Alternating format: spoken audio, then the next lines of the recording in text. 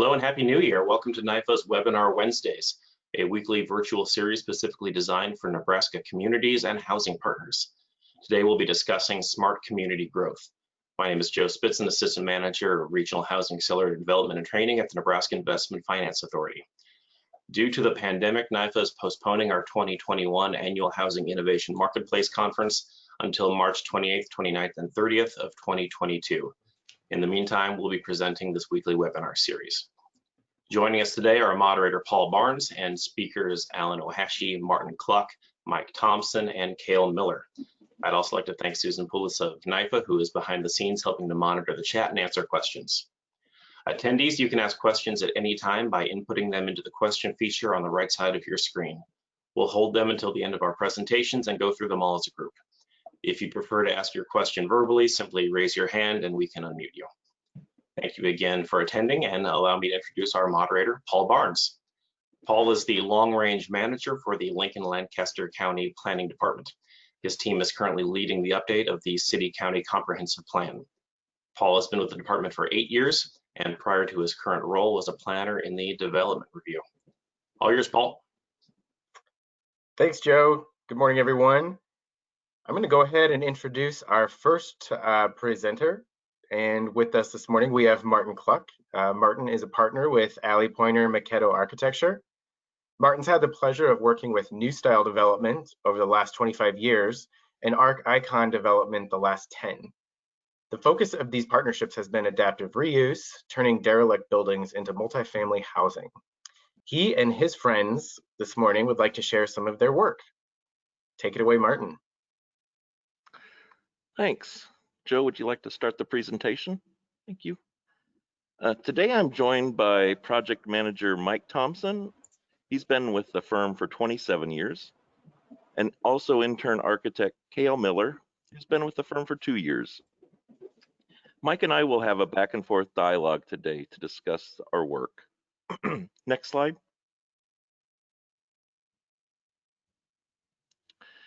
The APMA work culture is espoused by these 3 statements: put people first, advance design, and build communities.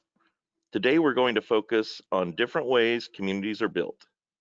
I think you'll also find, in their own unique ways, how each of these projects put people first while advancing design. Next slide. Welcome. Next slide.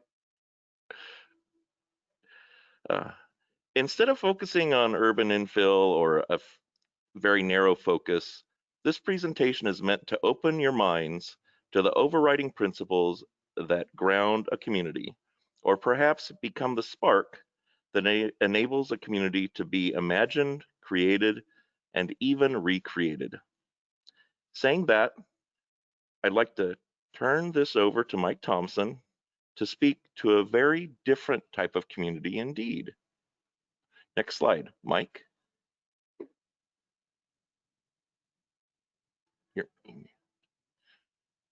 You're muted, Mike.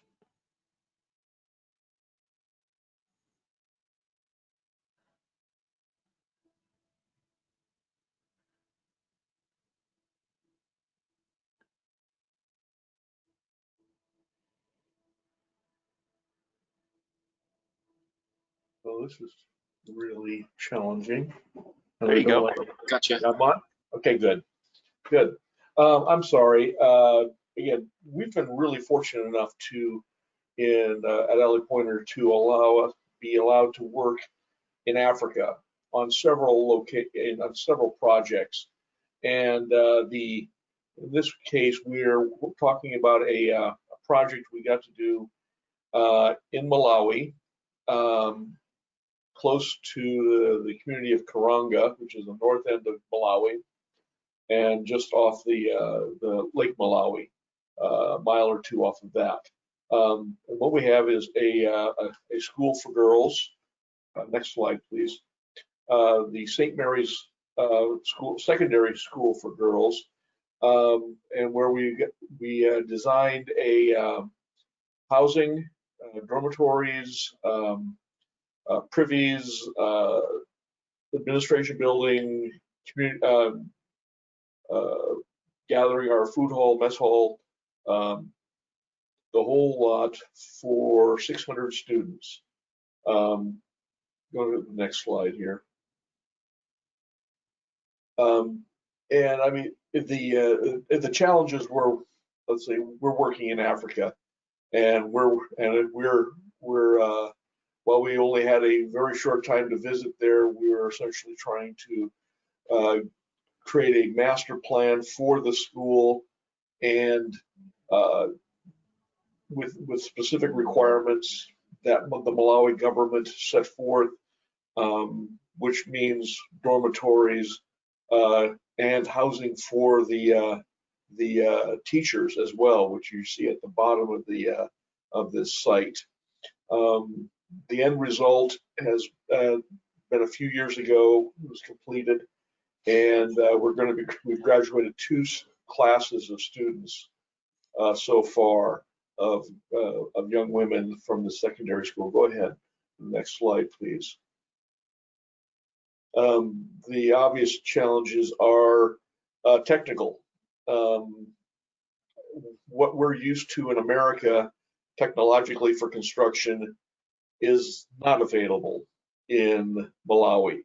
And so what you see right now is our excavation team working to begin the building of these homes.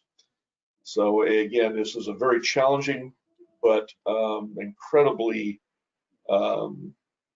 satisfying, rewarding project in the end. Next slide. Thanks, Mike. Next, I'd like to take us a little bit closer to home. We're going to talk about the redevelopment of the Livestock Exchange building in South Omaha here. Next slide. These are photos from when the City Hall ruled a city of cattle pens, industrial buildings, and packing houses. Next slide. This photo was taken in 2000. Derelict building. Its whole purpose was ripped away from it, just sitting all alone on a little grassy knoll. Next slide. In 2003, New Style Development had a vision for renovating the tower into mixed use, restoring the assembly floors on the top, converting the office floors in the middle to affordable housing, and providing One World Community Health Centers a new home on the lower floors. This was made possible with a combination of historic and low-income housing tax credits, as well as a multitude of other funding sources. Next slide. By 2009, One World had expanded enough to build these buddy buildings that were always envisioned to help the Livestock Exchange building have some friends like it used to. With affordable senior housing on the top 2 floors, One World's medical center on the lower 2 floors, and then parking in the basement. Low-income housing tax credits were used for the senior housing on the upper floors. Next slide.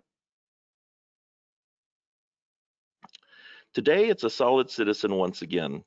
Instead of livestock and industrial services providing affordable housing and affordable health care, with the large assembly rooms at the top of the tower attracting people to the campus to marvel at this vibrancy returned. This last photo on the left gives an inkling the amount of trees on the site.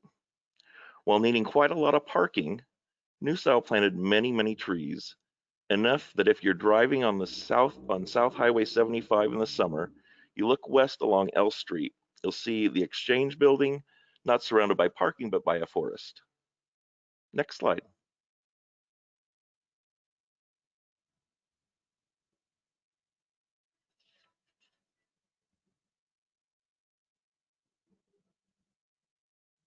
Thank you. All right, thanks, Martin. We're carrying on to a project from Holy Name Housing Corporation. We have a long history with Holy Name Housing Corporation, some 30 years, and we really embrace their concept of just infill housing throughout Omaha. So in this case, we're looking at, let's go to the next slide, a project that was done on an abandoned railroad right-of-way south of Maple Street. Maple Street would be the top of the drawing, where we built 19 two-bedroom units for elderly individuals and 3 housing units directly on Maple Street. Challenging site, but let's go to the next slide. The end result was a very compact neighborhood where the dialogue between each building is you can see that right there at the bottom right. There's it's a very comfortable site. Everybody has front porches, and they're all accessible units.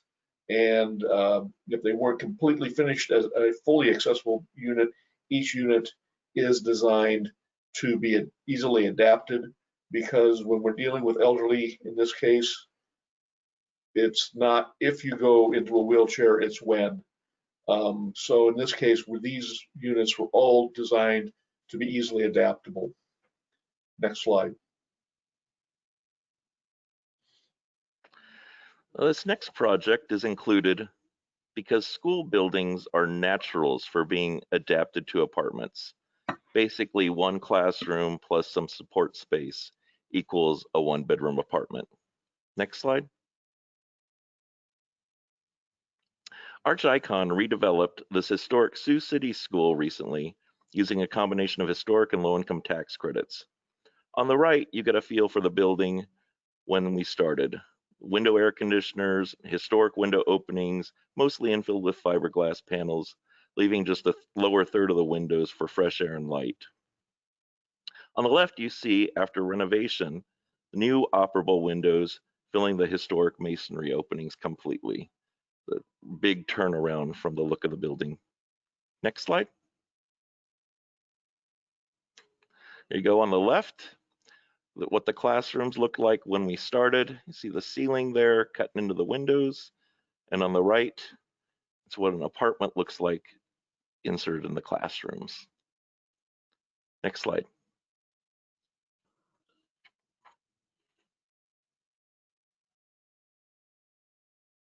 Hello, thank you, Martin. We're going to continue on with our experience with Holy Name Housing Corporation, and this quote by Sister Marilyn Ross, who led Holy Name for many, many years before her retirement.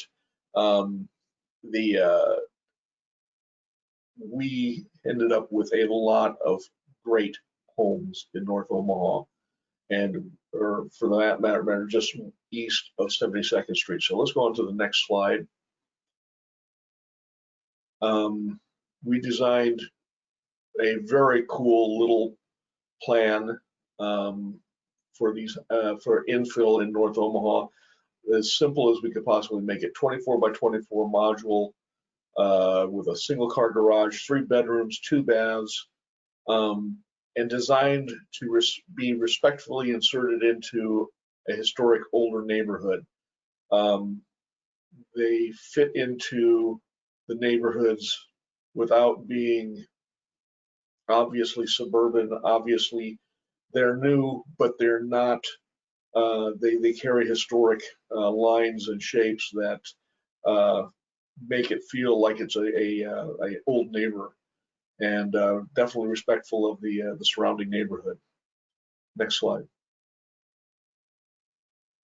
We've also worked with OHA, similar kind of concept, in the sense that we're infilling vacant lots and condemned sites with a very simple bungalow style house, and what you're not seeing here is a temple form workers cottage, also designed to fit into the neighborhoods and easily inserted onto old lots. And that's it for this. Go on with you, Martin. Next slide. Thanks, Mike. Excuse me. Between developing the old market lofts in the late 90s and redeveloping the Livestock Exchange building, New Style Development rescued the historic Drake Court from foreclosure. When it seemed certain this incredible property would be demolished to provide parking for the soon-to-be-built Liberty Elementary School at 20th and St. Mary's Streets. Next slide. This is a photo of the central courtyard shortly after construction.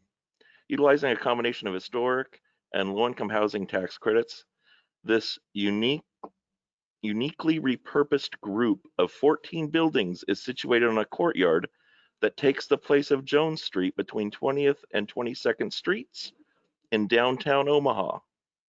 Originally having over 200 studio units, the renovation provided a mix of 1, 2, and 3 bedroom affordable apartments in a park-like setting. Next slide. Here you go. The upper right-hand corner is a historic photo of the courtyard. The lower right-hand corner shows the state of things when we started in on construction, and the left is the grand opening party. The historically accurate landscaping that was an integral part of the renovation has flourished since this photo and is truly worth a look if you're ever in the neighborhood. The Jones Street side has the renovated sign by the historic Baroque and gives free admittance. That's the east side. The west side of the property is actually access controlled. Next slide. Thank you, Martin. That is a wonderful project, and I mean, I do agree with Martin's invitation to go walk that site. It's really a really wonderful project. Let's go on to Fontenelle Cottages. Let's go on to the next slide. This is a project again with Holy Name Housing Corporation, and it was their first foray into elderly housing. We have a existing Von Mauer Manor, which had been converted over to be used as assisted living for elderly, and Von Mauer is only a block or two away from Holy Name Housing Church. And those of you that go to the fish fry or have been to the fish fry, you're probably very familiar with this neighborhood. Just to the east of it was an empty lot that sloped to the south. South is down. And Sister Marilyn had a desire for housing close to the assisted living and housing for retired nuns as a part of and members of the church. So what we came up with was a 12-unit development that marches down the hill. Let's go on to the next slide. You're going to see a similarity between the ones in Adams Park because they are very similar in design. When you've got something that works, you carry on with it. So in this case, you're seeing the houses as they march down the development down the hill to the south. You have a very narrow street between, and that just creates a tighter community. The first resident in blue is Sister Claire, who at 80 plus years old cleaned and detailed the entire development as a way of saving money and giving back to Holy Name. So you never know where your benefits are going to come from, but in this case it was Sister Claire. So next slide, please. Thanks, Mike. I'm constantly amazed at how much influence those nuns had on the city of Omaha. Next project is about the flats on Howard. About 10 years ago, Arch Icon had this idea of creating a new urban neighborhood out of an old urban neighborhood. Required careful planning and about 3 years of building acquisition and due diligence to pull off. Next slide. It's a master plan.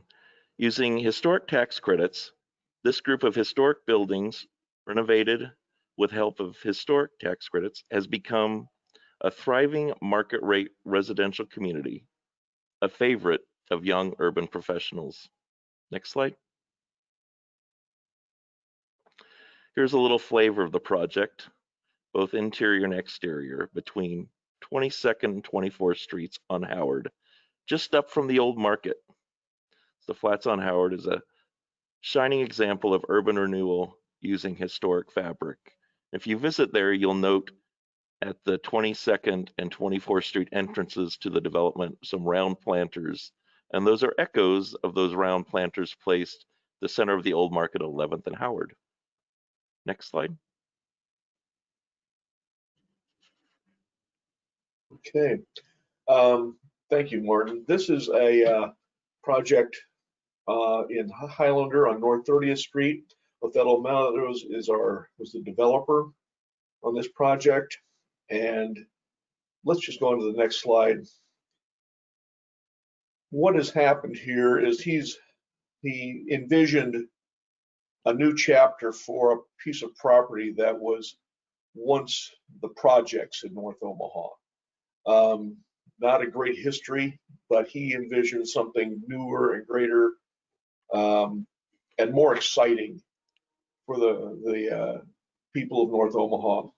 So what we have is a development that on the left is intergenerational, multi-generational housing, some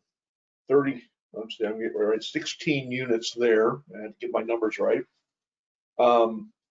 In the upper right corner is 5 buildings that consist of 36 apartments, as well as commercial on the first level.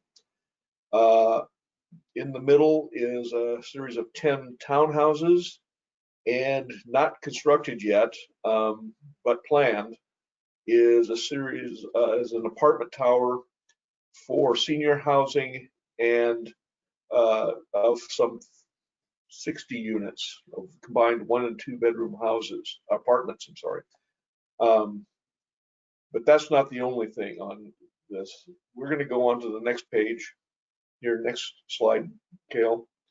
We're going to show you some of the intergenerational units and townhouses here. The townhouses are in the left. The intergenerational units and live work units are in the upper right.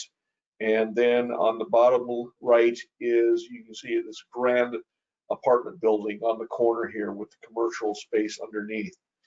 To say it's not a vibrant spot of color in North Omaha would be an underestimation. This is a exciting project. I mean, just the roof slopes and the color use and the material use is thrilling. So we're going to go on to the next page. This is not the end of things. We see not only the elderly housing, but on the east side of 30th Street, between the interstate and 30th, we've planned housing of duplexes, apartment buildings, townhouses, and next slide, an insertion of individual homes, all designed kind of to fit into the Highlander design scheme and style on these lots between Blondo and Parker and 28th and 27th Street. A challenging site, very, very heavily sloped from west to east. But this is just the beginning. We're probably going to see this more come to fruition in 2022. Next slide. Thanks, Mike. Mike and I wanted to make a point of touching on some projects that are neither glamorous nor terribly photogenic, but these projects deserve a lot more recognition than is usually paid to them. Spread all across America, these mid-century apartment complexes were built inexpensively but well, and have provided stable, if deteriorating, affordable housing for many people in many communities. Through an infusion of low-income housing tax credits, these projects and the lives of people living there have been transformed. Here are 3 projects our firm has worked on. I'm sure there is one of these, or at least a candidate for this type of work in a community or neighborhood near you. Next slide. Thanks, Martin. This happens to be a 80-unit elderly housing complex in Newton, Iowa that I worked on. I'm sorry, NIFA. In this case, we're working with IFA. It's while the building had really good bones, it needed a refreshing. And what we did is we went through all the apartments, refinished. You're going to see a revised kitchen here on the right. On the left, 3-story building with that received new siding, new windows, new insulation. Each apartment has their own washer and dryer, which in itself was challenging, and improved accessibility throughout the facility. So this one was just finished in November of this 2020. On to you, Martin. Next slide. Next slide. Yeah, this is Cedarwood. Constructed in 1965 as a 5-building complex at the intersection of 76 and Cedar Streets in Omaha. It has provided stable, affordable housing all these years, but in the last few years, larger problems came to light that we could address thanks to low-income housing tax credits. Owned by Apogee Services, a division of Metonic, and renovated by Arch Icon Construction, this complex is ready for another 50 years of service to the community. Here are the high points of the renovation. On the left, you can see the infilled pool that's soon to be replaced by community gardens. We entirely renovated building exteriors, removing all of the teetering, unsafe balcony structures that you see in the upper right photos. We placed all windows and siding. You can see that process photo in the lower right. And we renovated all the unit interiors to like new condition. But really, the biggest deal was we replaced these window air conditioning units and the central boiler system in each buildings with gas-fired furnaces and central air with thermostatically controlled units for each apartment. It was a huge change for all of the tenants in this project. Next slide. Thanks, Martin. This happens to be Canterbury Village, which is in South Sioux City, Nebraska. We're looking at a similar project to the one you just heard about. In this case, the largest number of population of this and occupants are Somali refugees and immigrants that have moved to Nebraska to work in the stockyards and meatpacking industry as a way to get into America. But each apartment was refinished. We had some challenging issues with the Somalis because their need for a very high temperature was causing mildew in the side of the apartments, and we had to mitigate that and find a way for them to live comfortably without causing major environmental damage to the units. But the end result was a very good project, and the very happy clients. Next slide. Okay, so before we get small, let's look at something big. Creighton University decommissioned its 1974 era teaching hospital at 30th and Cumming Streets in Omaha several years ago, and was faced with either selling that hulking structure or demolishing the white elephant with a demolition cost of upwards of $15 million. Out of a nationwide request for proposals, one was received, Fortunately, that proposal for redevelopment came from New Style. Next slide. Todd Heaston had the vision of taking the existing 6 courtyards located on the upper 2 floors of the building down to the first floor level, enabling the construction of the 732 market rate apartments. The enormous surface parking lot that was in the southeast corner of this site, we're looking northwest here, was replaced with 10 amenities and a lake that serves as a stormwater retention pond. A bridge connecting the Atlas to the Central Mall of Creighton was constructed in record time, thanks to air rights still in place from a 2,000 stall parking structure that was never constructed in the 1970s, meant to tie together the old East Creighton campus with the new West Medical Arts Creighton campus. Excuse me. Next slide. On the left is the northwest building corner, where the balconies you see were once the location of a giant cross. We gave a nod to this history by placing a real airplane at that corner, hinting at the travel-themed Atlas apartments within. Flight deck bar and grill and quick shop and a few vacant commercial spaces line the front of the first floor. On the right is a close-up of the rooftop amenity looking northeast. No buildings were added except for the new elevator head house there on the second floor. We merely built out into the existing mechanical penthouse. Next slide. Here's a few interior photos. Most units have an outdoor space. You can see into one of the expanded courtyards through the glass doors of the living room in the left photo. Next slide. Here are a few photos of public spaces.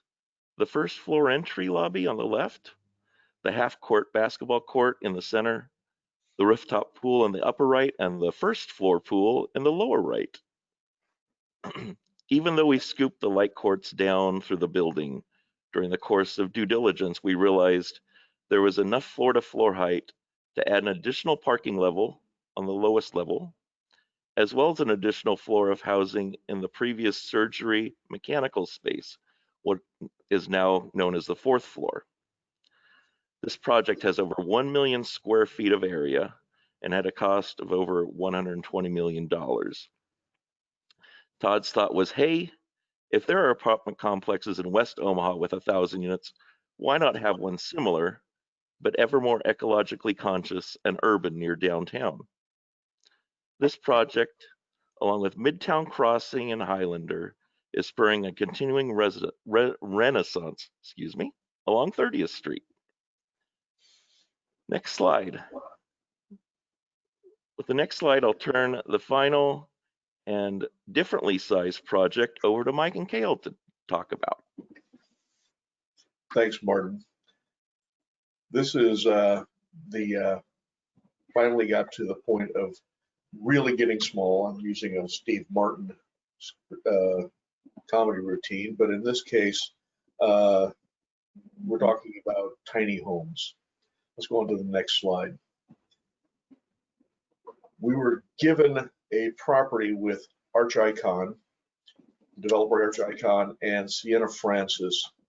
And what we did was develop a means of taking a lot, in this case on the north side, which is the right, is Clark Street. On the south, which is left of each lot, there is Charles Street, and it's North 16th Street to the bottom and North 17th Street to the top. And we looked very carefully at ways to put 50 tiny homes on a lot, along with an administration building or a community building and some storage and some parking.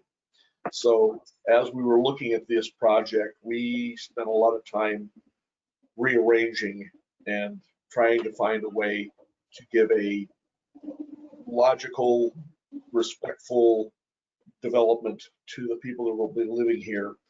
Mostly what we were trying to do was make it fit into the neighborhood, which is residential just to the west of the site, and not feel like a trailer home complex. So let's go on to the next slide, Cale. I'm sorry, can you go back to that one real quick? Let's go back, okay?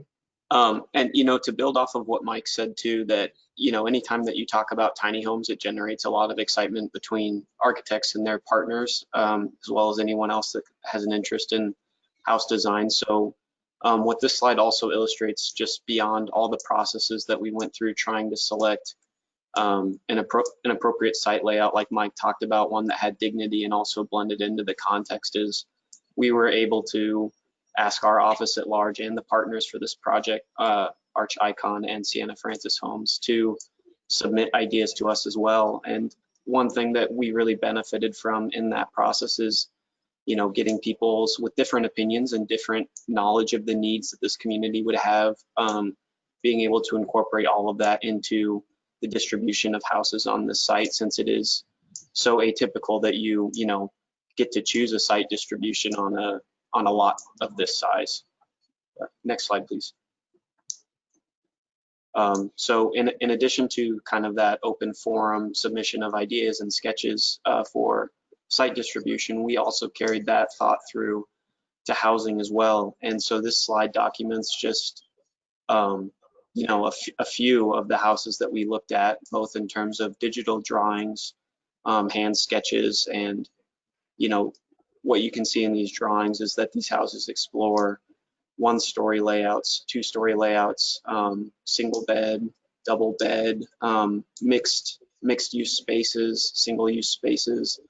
All of this is us attempting to understand how it's going to work best for the future residents, and also for Sienna Francis and how they're going to manage these spaces. And we learned a lot of things through this process by communicating with our partners. And an important thing that we started to learn through this is that in order to have effective or very efficient house footprints, but also to meet accessibility standards, that we might entertain the idea of multiple housing types, which we ended up incorporating 3 different house forms and types that go back to Mike's previous statement about, really helping this thing not feel like you're arraying a single house style on a site and it feels like a trailer park. We thought that this way would generate, independent houses that people could feel proud of and have dignity in living in, and also help it blend into its context beyond a top-down, we're going to just use a single form. Next slide. I'm going to add real quickly, Cale, that one of the things that we did learn when we were doing this design, because there was a lot of 2-story house plans that were presented, Sienna Francis reminded us that the people living here do not have the physical capability to use that second floor, that loft, which we find so attractive in tiny houses. In this case, they only could use a single story, which chopped and let's say thinned out a lot of our designs in a very big hurry. Carry on, Cale. Yeah, thanks, Mike. So what you're seeing now on your screen is the site plan that we arrived at through our process of iteration and refinement.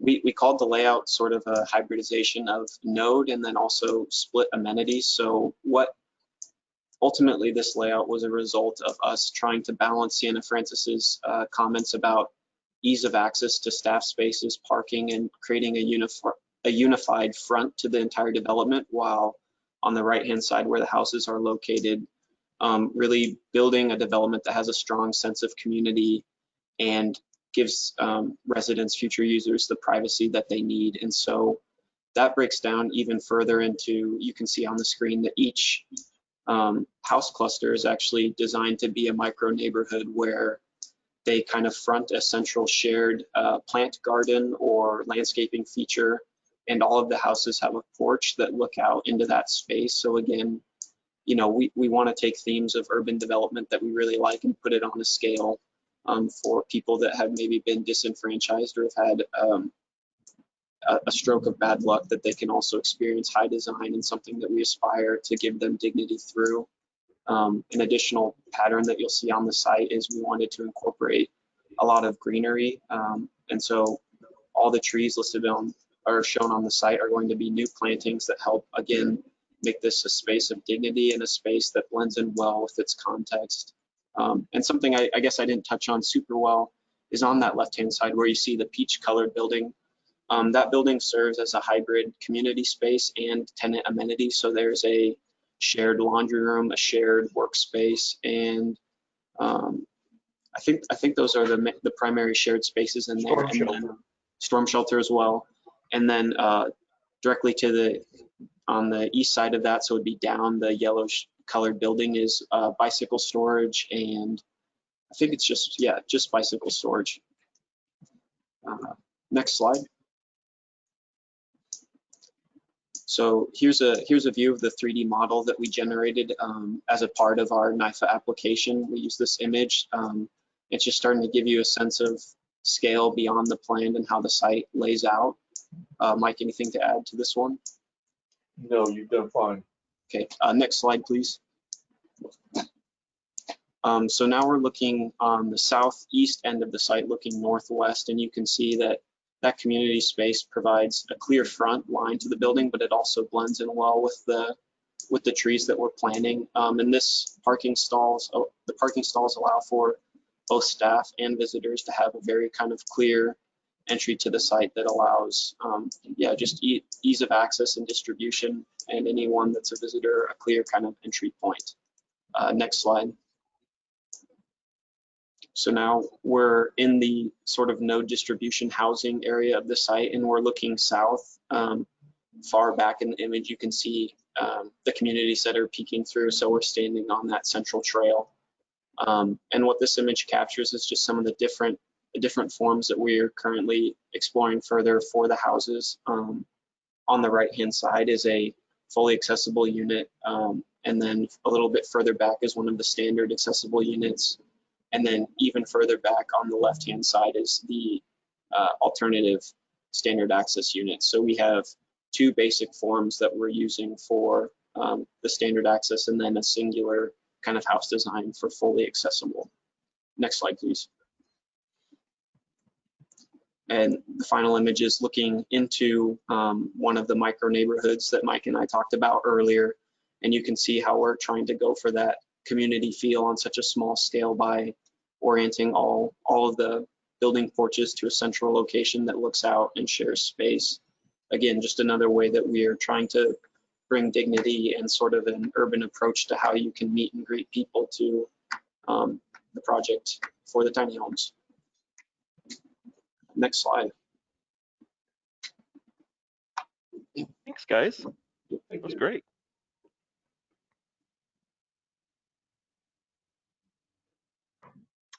All right, excellent presentation. Lots of good things going on with this group. Thank you, Martin, Mike, and Kale. I do have a question or two maybe that I'll pose to the group with what you've presented. With the last project with the tiny homes, it sounds like this is still under development and under design, but at this point, have you come across any challenges with this type of development, whether it be city codes, regulations, input from the surrounding neighborhoods, any of those types of things? Yes, all of the above. No, the first thing is the city had to enact, more current codes that now allow in, I think it's Appendix Q in the new 2018 IBC that allows for tiny home development. That's number one.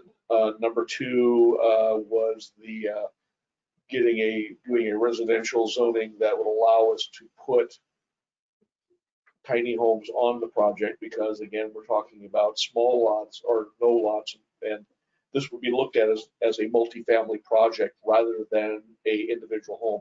Even though this is, I guess what we would say is this is an apartment project, even though they're individual homes, based on the code requirements and the zoning requirements that we had to deal with. So in this case, it was just a little bit more challenging. The city has been very supportive, though, of tiny home development. And I think in this case, because we have taken the relationship it presents to the neighbors and how it fits into the neighborhood and how we treat our neighbors as a part of this design, and the fact that it's going to be nicely landscaped, and the parking is been taken care of, and this really doesn't, because of the type of clients you have, you're not presenting a large parking requirement. The neighbors have been very, very acceptable to what we've had on this. I think the other thing that Arch Icon did was spend a little time before there was any kind of zoning and meetings with the city to meet with the neighborhoods and say, here's what we're doing. This is what it's going to look like. Do you have any questions? Do you have any comments?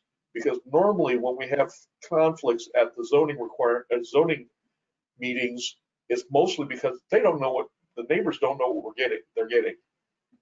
And they come in loaded for bear, and what they found out was, well, this is pretty easy. I don't mind having these guys as neighbors, and on we go. So yeah, that's in a nutshell, that's kind of what we're at on right now. Excellent. Well, I think that'll be an exciting project to see through to fruition. So Absolutely. thank you all. I think we'll go on to our next presenter. So we have with us next, Alan Ohashi. Alan is no stranger to Nebraska, having graduated from Hastings College, where he became a Huskers fan. He now lives in Boulder, Colorado, in the Silver Sage Village co-housing community. Alan currently is the Co-Housing Association of the United States board president. Take it away, Alan. Thanks, Paul. You can go ahead and flip over to the next slide.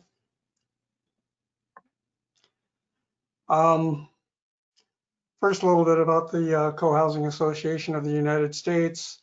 Co-housing is in 33 states and 170 communities and 150 communities in development. And the estimate is that there's 30,000 people who live or are planning to live in co-housing communities. And you can read on the slide here, what co-housing is about. Where, we purport that we're a hedge against loneliness because we're creating communities, one neighborhood at a time.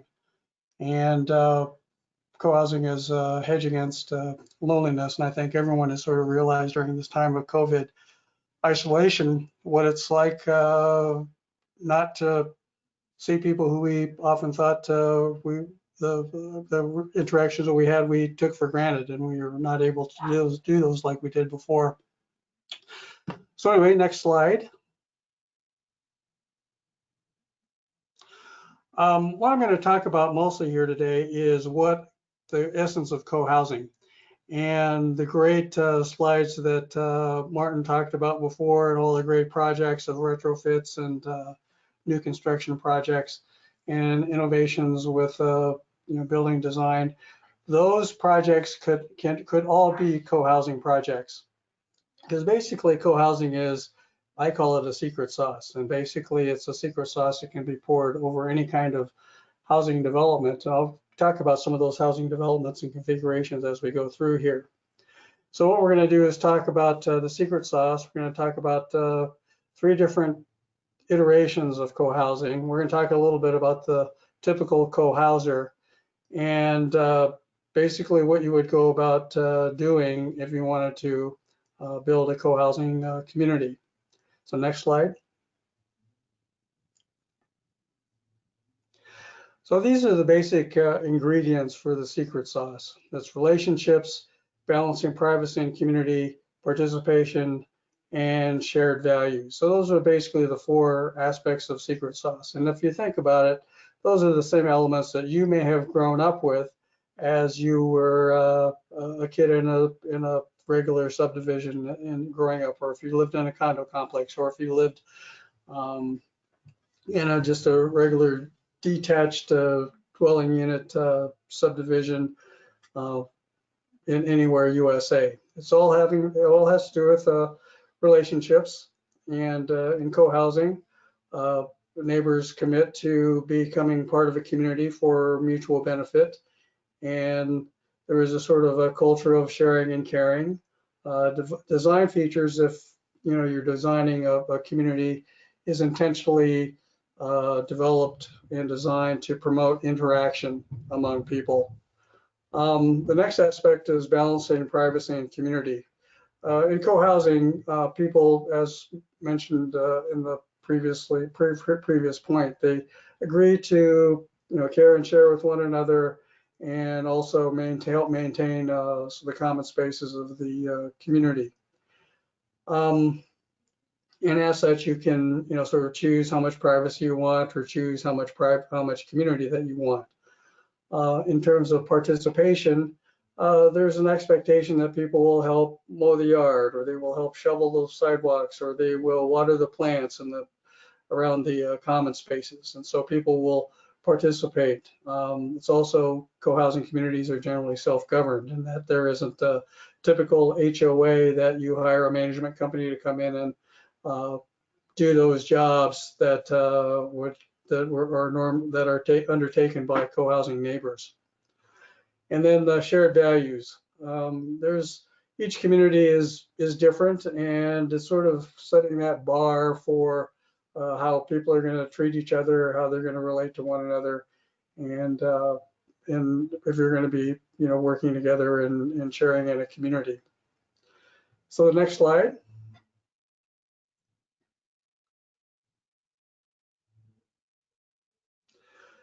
I like to, Boulder is a place where beer is kind of a growth industry. And I've classified co-housing into 3 different kinds of co-housing. There's co-housing stout, and there's co-housing light, and then there's co-housing ultra light. And co-housing stout is generally what is a typical real estate development. Takes millions of dollars, and you have to buy land, and you have to hire an architect, and you have to deal with other real estate professionals. And it's very time consuming and very capital intensive, just like any kind of housing development. And the other part that's a little bit different than a regular development is that it's driven by the people who are going to live there. And I call those people burning souls. And usually have a handful of people who are dedicated to building this housing development, and they work in partnership with architect and other real estate professionals. The next type is called co-housing light, and this would be one where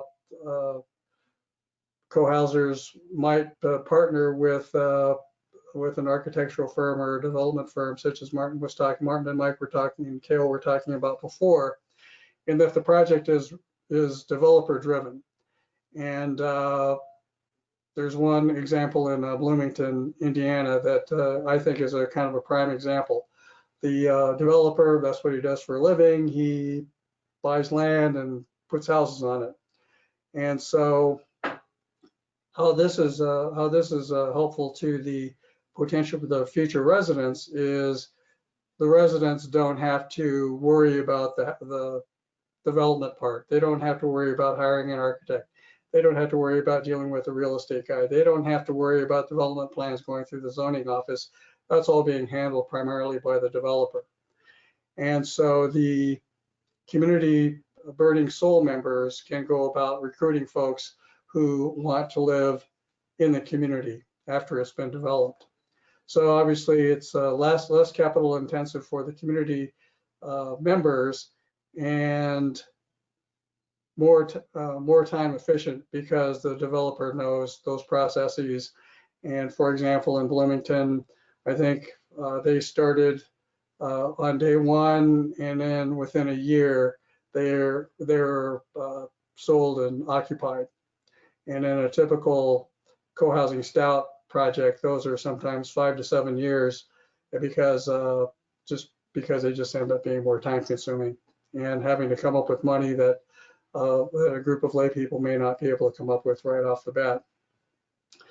Then the third type is co-housing ultralight. And these are communities where there are existing neighborhoods. They may or may not live within the same I guess, development per se. And so the examples I use here, there's one in Lansing, Michigan called Genesee Gardens.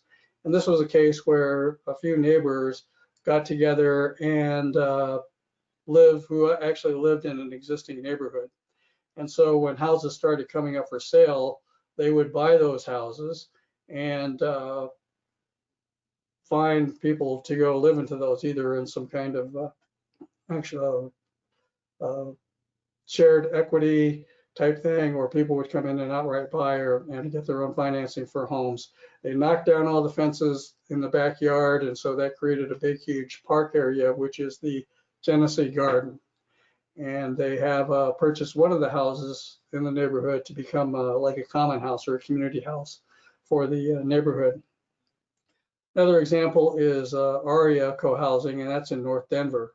And that kind of is a project which is a typical retrofit. I don't know if it's typical, but it's a retrofit of a old convent in North Denver. And those apartments and those rooms were converted into condominiums. And there's sizable common spaces. There were some balconies that were shared, and then they put their community room and common space in the basement. And there's another example which people would consider to be on the extreme, and that would be one that's in North Boston called the Beacon Hill model. That was one that was sort of accidental, in that a group of aging neighbors got together and they decided they wanted to figure out how they would provide support for one another, like going to the grocery store, picking up prescriptions at the drugstore, or going into social events or whatever. And it ended up evolving into a nonprofit organization where people buy memberships, and they don't live in the same development, but they kind of live in the same neighborhood, but they have developed a community where they all kind of work together and share and care for one another. And the ultimate accidental community is one like I use Big Bang Theory on television as an example of that. All these three people who are scientists kind of live in the same apartment complex. They share meals together. The common space, the elevator's been out of commission ever since the show started, and so the common space ends up being these stairways where social interaction and conversations take place. So co-housing is sort of a secret sauce that can be poured over any kind of housing configuration. And so I'm interested in figuring out how we can partner up with organizations and architectural companies and developers to help add this secret sauce over co-housing, over any kind of community, to develop more of a sense of community. Next slide. I guess I talked about those examples already, so we can go on to the next slide. So who is the typical co-houser? Well, in co-housing stout and co-housing light, demographics are these: typically liberal, typically high social class, typically high income, typically high education levels, 70% of the time a woman, and most of the time Caucasian. And that would stand to reason, because those are owner-occupied situations. You're basically, you have inherited wealth or accumulated wealth. Those are typical of who would buy into kind of a regular housing development, and also into a regular co-housing development. But on the other hand, for co-housing ultralight, you still tend to have progressive people, but they end up being more middle class, moderate income, still have high education levels, more singles and more single parents. And typically those kinds of communities are in urban areas and in racially diverse areas where, and I think that Martin's presentation sort of bore this out, that most of their retrofit developments are in, the earliest their examples were in urban areas. Next slide, please. There are basically 3 or 4 steps that go into any kind of co-housing development, and this would be the same for any kind of housing development. And I won't go through these particularly, but because you can look at the recording and read the slides. But for step 1 is just feasibility, and that's pretty typical. You just sort of agree among yourselves about what your community is going to be about, and so I guess this is where it does differ from a spec housing development, in that you know, you're intending to get a certain kind of person, or you're hoping that there's going to be a philosophy that goes along with your housing development. It's basically sort of the feasibility study for, you know, opening steps for a business plan. So next slide. The next is to develop budgets. And this doesn't just apply to co-housing stout and co-housing light, but co-housing ultralight as well, because you might be doing some kind, maybe you're moving into the same apartment building. Maybe you're chipping in and buying a fourplex someplace. And so you'll still need to figure out, you know, are there any kinds of rehabilitation or updates that you're going to have to make in order to make your housing work to I guess amplify the community, to get the community part of your living situation. And so you may also you know, make up your own little community HOA. Maybe you're all living in the same apartment building, but at the same time you want to chip in $100 a month or $50 a month or $20 a month to pay for social activities that you're going to maybe engage, or rooms that you may want to rent in at the library or in a community building to have your meetings and such. Next slide. And the third step is design. And for co-housing stout and co-housing light, it's obvious what those are about. But you also may need to do that for co-housing ultralight. For example, in the case of Genesee Gardens, they had to figure out how they were going to design their open spaces by tearing down those fences.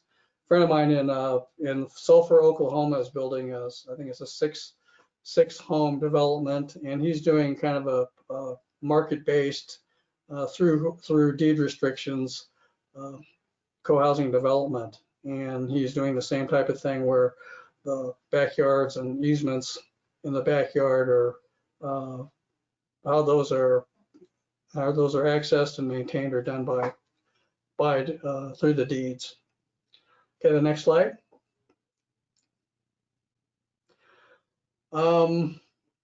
These are just some impediments, and I think there was a question in the previous session that Martin and Mike answered about impediments. And so there's you know, local governments and neighborhoods and banks are potential stumbling blocks and impediments because they have a certain way of doing things. And if affordable housing were profitable, there wouldn't be any shortage of it. And we wouldn't have to go through low-income housing tax credits, and we wouldn't have to go through historic preservation tax credits, and we wouldn't have to have land trusts, and we wouldn't have to apply for grants to create affordable housing. And so what I want to talk about, the one thing that you can do to sort of stave off the impediments from banks and neighborhoods and local governments, is to come up with principled language when you talk about your project. And so next slide, please.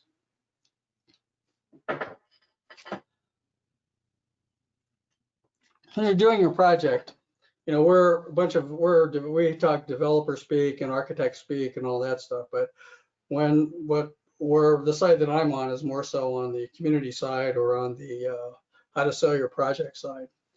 And so I always advocate for having a principled message. And so the principled message would be the development is energy efficient. But if you were to say that in a jargony way, which are many of the terms that we have been talking about today, the development is sustainable, nullifies climate change, and we have weekly community meals.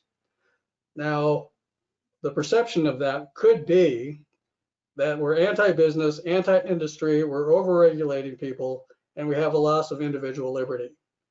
And so when we talk in jargon speak, talking amongst ourselves, that's one thing. But when we're trying to talk to people who we're trying to sell our houses to, or neighbors who we're trying to get to buy into the development plan, coming up with a principled message says the same thing. The development is energy efficient. What that means is that it's sustainable, it nullifies climate change, and we all we share things together without having to necessarily say those things. Another example of a principled message is this development is about strong family values, a safe home to raise kids, and in a strong neighborhood that has excellent schools.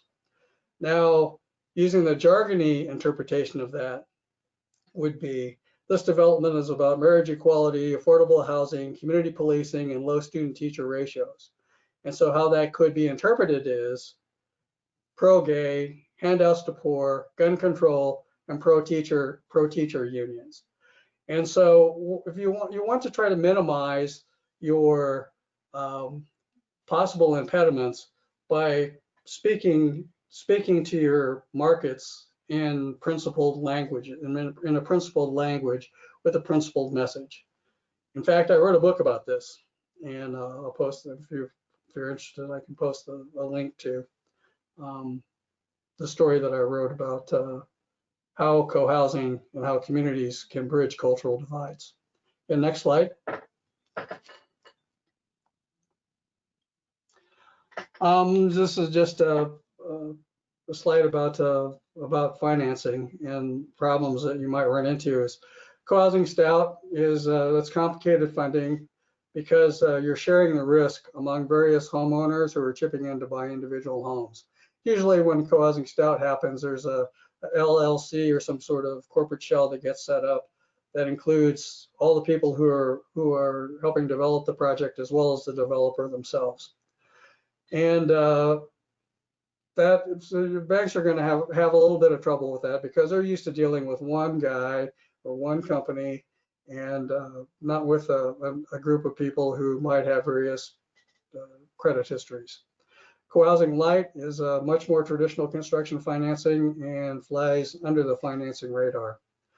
Co-housing ultralight has a lower front-end cost, and if the property owner is willing to be a participant in the project, then that provides even more equity. In the case of my friend in Sulphur, Oklahoma, that's what he did.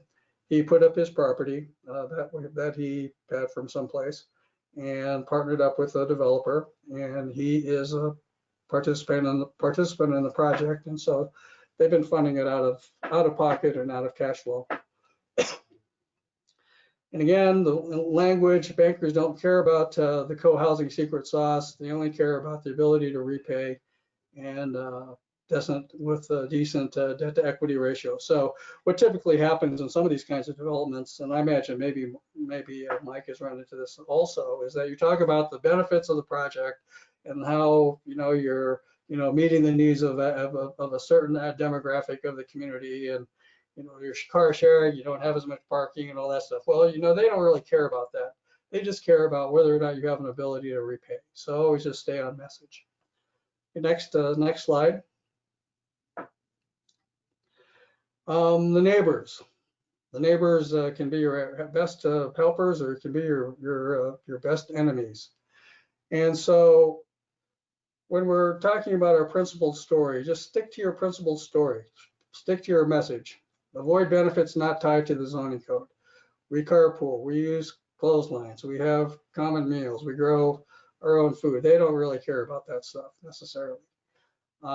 Just stick to your story.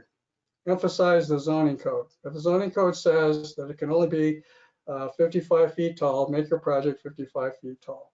If your project can only have an X amount of property coverage, have it follow that amount of property coverage, so that you can build your property by right and not have to ask permission or ask for variances from the development code. You want to get ahead of the angry neighbors and the neighborhood ringleaders. Have community meetings, neighborhood meetings. Avoid images that conjure up drug-addicted hippies in a commune.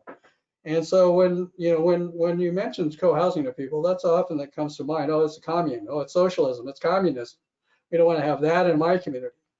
And so that's why I think it's important to have a principled message and principled story that is less about sort of these things that well, the other part is that when we were growing up in an old neighborhood, it was about sharing. It was about caring for one another. It was doing things together. It was sharing lawnmowers from time to time and coming over and loaning another guy a drill. And so it's what co-housing is and what intentional communities are no different than how we grew up in the past. And it's sort of this new spin that has happened, that if it's anything that has to do with not doing it yourself, it's socialism. If it's something that has to do with sharing something with your neighbors, it's communism. And so I think it's really important to hone down your message so that it's understandable to the market that you're trying to reach. I'm from Wyoming, and so you talk about how things of how the social climate has changed. It's hard to speak in terms of community when there's so much divisiveness in terms of perspectives. All right, what's the next slide? And this is, I just talked about this a little bit before, is really try to build your project by right and not waver much from the zoning code, so that you can avoid NIMBYs versus YIMBYs conflicts, and basically just try to get your project through the process. Next slide.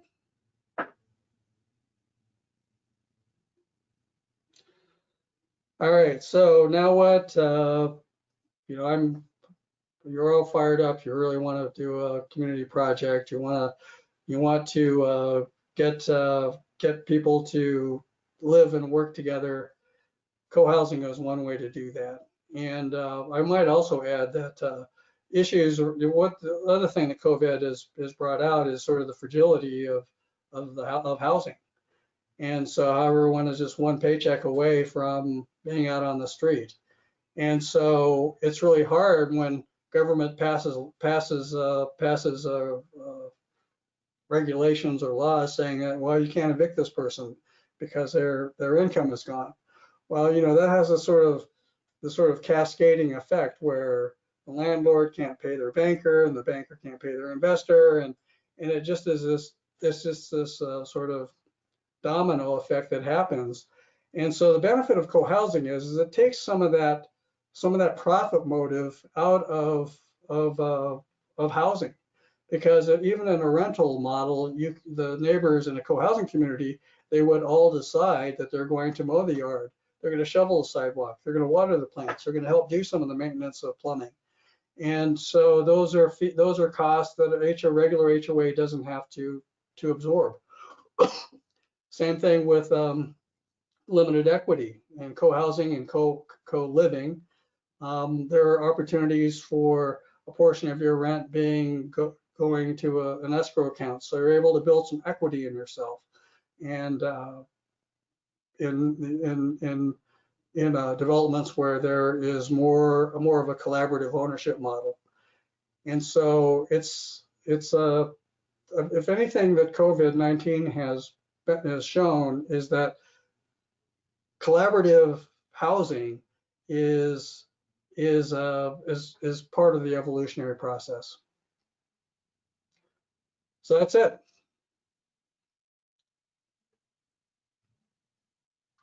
Excellent. Thanks, Alan. Lots of good info on co-housing. Joe, do I have a minute for a quick question for Alan? Absolutely. Right. So, Alan, you're kind of living, breathing guy in this co-housing in Colorado.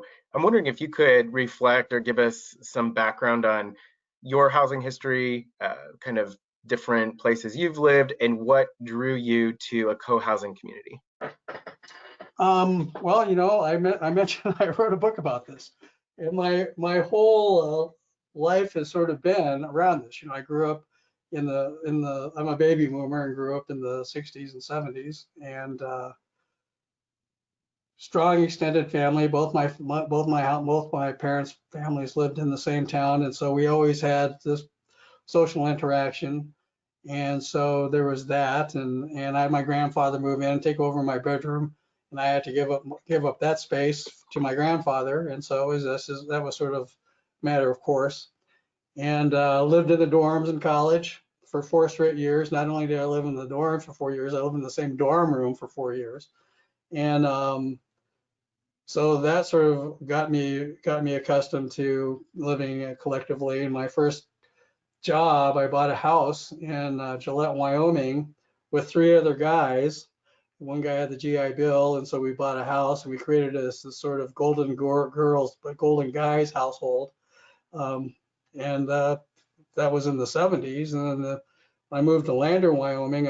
My first place was a very, I guess, stable town, and so it was hard to find housing for myself. And so first place I lived was in an apartment above the Ace Hardware store downtown Lander. Back in those days, this was way before mixed use living was trendy, and that was kind of the slums if you had to live above a store downtown. But this is a block from my work. The movie theater was across the street. The drugstore was on one corner. My bank was on the other corner. I had to drive my car for like a year in town, and the grocery store was right behind my office building. And so after that, I became an urban rat. That was it. I've been into high density and walkability and all that stuff ever since I was little. And so now that set me up to move to Boulder. First place I lived in Boulder is kind of a hippie place, and I lived in a Buddhist-centered collective house, co-op house, rental house. And so I didn't know anything about co-ops, and I didn't know anything about higher purpose or any of that sort of stuff. But that was my first real experience in terms of living in that kind of housing environment. It was all different, but it was all set up for me growing up with a close-knit extended family. And so I've been living in this place, Silver-Sage Village, for the last 10 years with Diana and the cat. And so for me, it came pretty easy. But there were other people around here. They all lived in big single-family dwellings in the suburbs, and not used to having to ask people if they can cut a tree down or paint their garage this color. And so there are people who have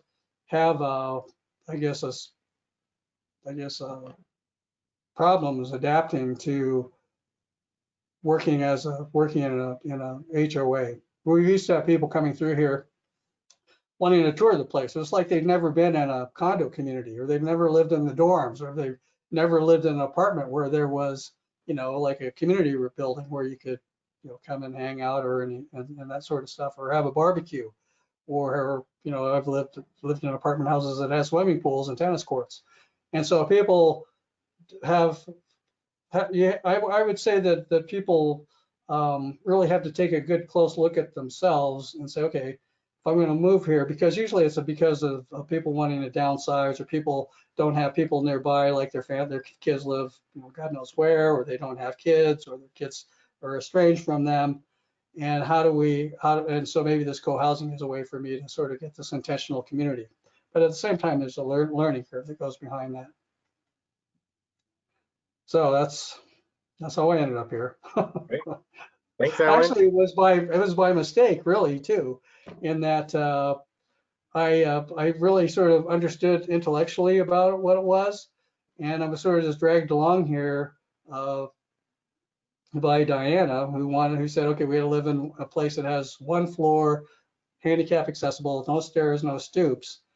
And I got that, but then I didn't understand the essence of the community until I was almost dead in 2013. And I was wheelchair bound, and I was walker bound, and all of a sudden the neighbors started coming over and visiting, and what can I do to help, and can we bring you some food or whatever. And so that's when I became a disciple for co-housing.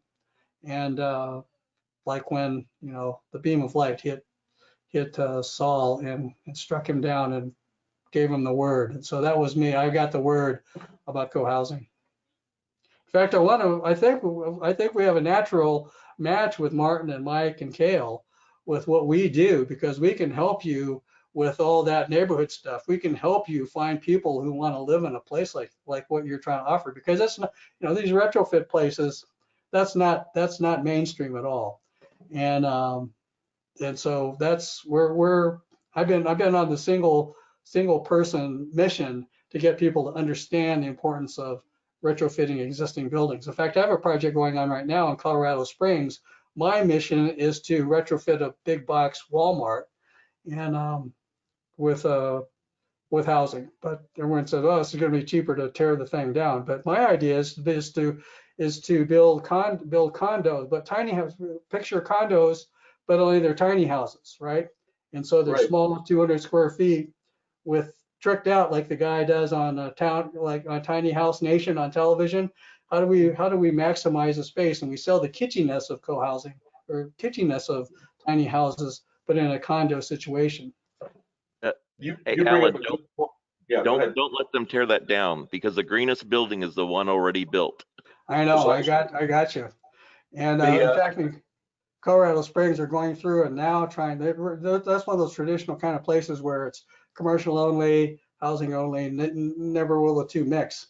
And so we're trying to get them to, actually they are working on that now, because they had the aha moment about the importance of mixed use and repurposing. Well, Alan, you bring up a good point that when we're dealing with tiny houses, the first thing you see a lack of, and especially in Tiny House Nation and things like that, is storage. And our American desire to collect stuff is in direct conflict with that.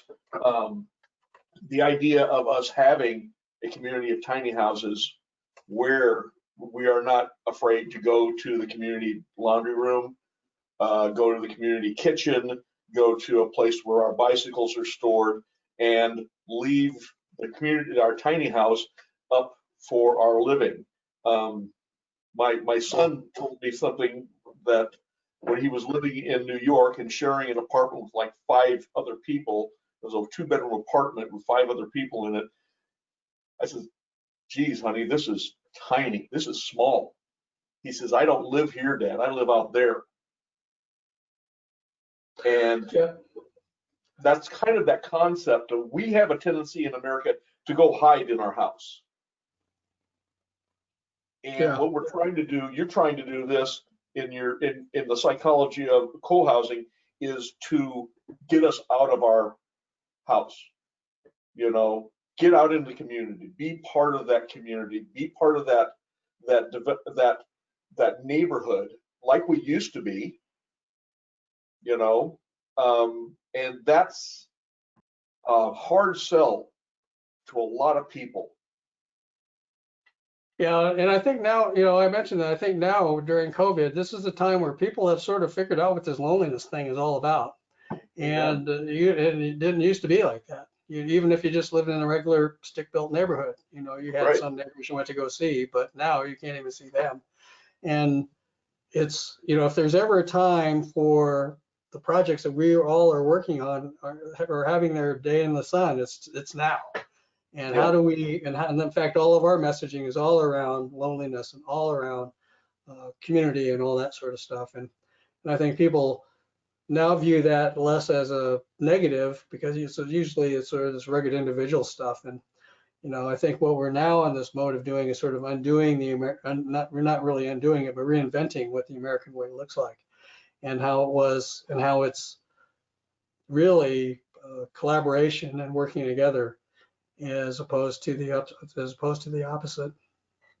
Sort of hit this wall, we hit a wall with it. Also, I had a question about the tiny house community that you're building. Are those stick built? And so does the IBC say that you can stick build tiny houses or small houses? It does. We can do that. And again, that's thankfully to that as Appendix Q in the IBC, they allow us that. I mean, let's face facts. There's a couple things that codes, they give us requirements on decent, safe, and sanitary. There's enough proper ventilation. You have to have egress. There are minimum sizes, part of the codes. But this kind of allows into that. And I mean, yes, we could go even smaller than this if we wanted to. But the truth of the matter is, these are about 300 square feet. And, you know, if you go into, I'm going to use the New York paradigm again, that a 300 square foot apartment's not bad in New York, but you learn how to live in that. You know, I mean, so we're just essentially saying now there's an individual house that's 300 square feet. It's not that much different. It's the same, you're fighting the same problems of collection, storage, and the need to put your stuff away when you get done using it.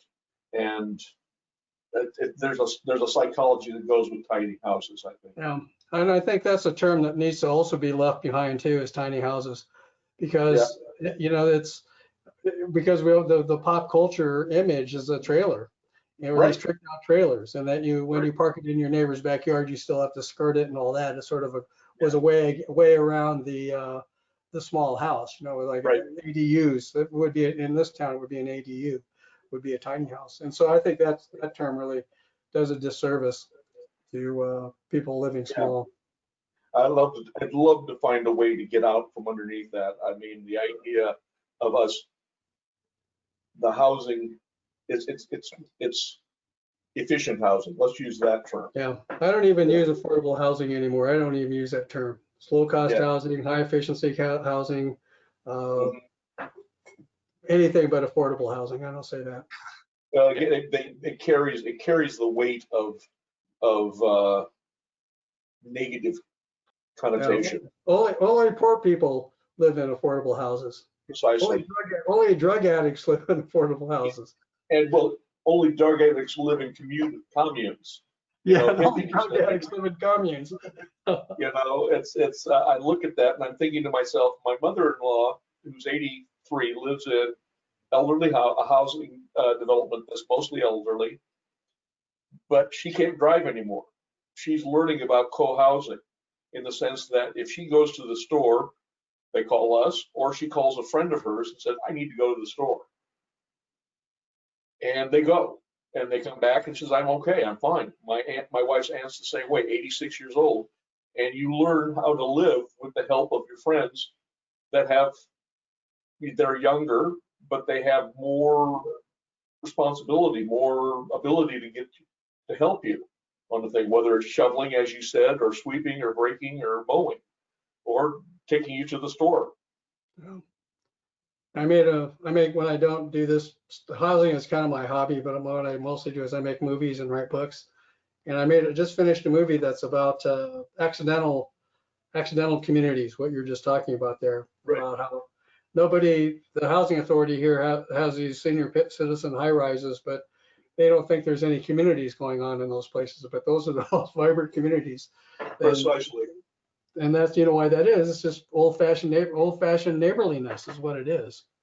Right. Well, I mean, there's a very serious documentation of how the American neighborhoods died with the invention of air conditioning. Because effectively our front porches were our air conditioners in a day. And I remember, I'm old enough, I'm 66, I'm old enough to remember going outside because we didn't have air conditioning. Air conditioning was a luxury. Yeah, and after it got dusk, you go outside when it was dusk. And you hang out and you talk with the neighbors across the street, and eventually someone walks over with a bottle of beer in their hand, and then there's a conversation that goes on in the middle of the street for hours. And that's kind of how things happened. And you learned about your neighborhood, and you watched people go up and down. And says, who is that? I don't know who that is. Who are you? What are you doing in our neighborhood? And there's this security, there's this, old lady such and such needs help because her husband passed away and she doesn't have anybody else. So you do these things. And what you're talking about is in truth the way it used to be. If these people, these ultra-right people are going to say, well, I want it the way it used to be, then stop hiding and be part of the neighborhood. Yeah, and that's about the whole bit, the bit about, languaging, speaking general terms. Yes. So, great conversation with the group. I think I'm going to turn it over to Joe. There may be a couple questions from our audience. Yep, just a couple of questions. One of them was for the, well, now I don't want to say tiny home village, but Efficient home. yeah. Efficient home village. There's a question, is there enough parking, 53 stalls for 50 units? There is enough stalls according to the city of Omaha. Again, we're talking about individuals, in this case, this is sort of the next step beyond being homeless. Many of these individuals don't drive, they don't have the wherewithal to own a car. That's why bicycle storage is so important. The parking is there for there is parking. There's about 50 parking stalls in there, as I recall, but there's some of them, they're all on the street. They're all on the street. So I mean, there's room for parking there. Go ahead, Martin. It's just, so we have, we presented this. This has been about a 2-year process, and it's still not done. We hope to have all the hurdles cleared through the city here in the spring. But the planning department, as well as the zoning board, was entirely behind our lack of parking on site. We actually, just because of the way things laid out, we actually ended up with, I think, about 9 parking stalls on our site for visitors or the people that are using the fully accessible houses. But then all of the rest of the parking is actually on Charles Street and 17th Street. Gotcha. So was it that within the bounds of existing regulations, or did you have to request waivers? Absolutely waivers. Waivers, yes. Fully supported by the city. Okay. Yes, this is a planned unit redevelopment, and there's a lot of discussion with the city and our developer and Sienna Francis and the neighborhood about all these, and especially parking. All right, next question is, I may have missed this, but how many tiny homes will there be total, and will there be opportunity for expansion? There are 50 units. This development will not have more than 50 units. This is and I'll be honest with you, if we had 2-story units and stuff like that, we could have packed on 70, almost 80 units onto the site.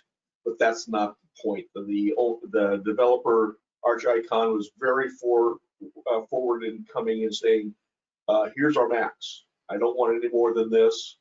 And that's what we kept to. Wonderful. I really enjoyed what Kale was talking about earlier about he was really hitting on dignity in design and how important it is to make something that, for, I guess, purpose sake, could just be a container unit home, make it look like a home. So it's something that people feel good coming home to. I was thinking about that earlier in your presentation when you were showing off the bungalow design, because Right. it showed all 4 sides of the home, and they were all good looking enough that they could be street facing. And that's so different from modern single family home design, where all of the character is in the front of a house and the other 3 sides are just flat. Do you see a return coming to 360-degree design like that, or is that just to fit it into the neighborhood? No, I'm going to say this. Our office has had we've been driven to design even these efficient homes in a concept of, would you live there yourself? Bottom line. So yeah, we put pardon my language, a shit ton of cute into these houses. We put them in, we designed them with curb appeal. We put scale into them. There are 4 sides to all houses, and the idea of being able to walk around this house and say, yeah, it's unified, it's designed. And yeah, we put wider trim on things. We do bigger columns. We do things that feel normal for the neighborhood. And that's the critical thing. I mean, when we say respectful to the neighborhood, we don't want to put a house that feels like comes from West Omaha, which is strictly suburban, and put it in and stuff it into this neighborhood. We want it to be something that is, it feels like it belongs there. It feels like it has a history there. It reflects the history of a great old neighborhood.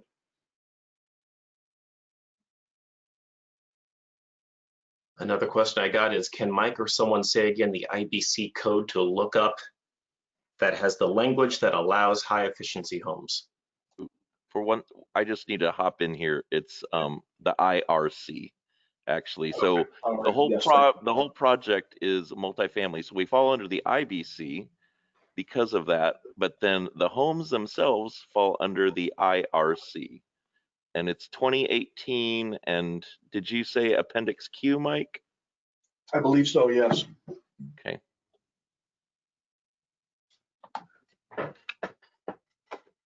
Well, thank you so much. That completes all of our questions. I'd like to thank everybody for attending, and a special thank you to our presenters today. Let's see. Pleasure to be here. It was fun. I'd also like to take this time to thank all of our Housing Innovation Marketplace Conference sponsors and exhibitors.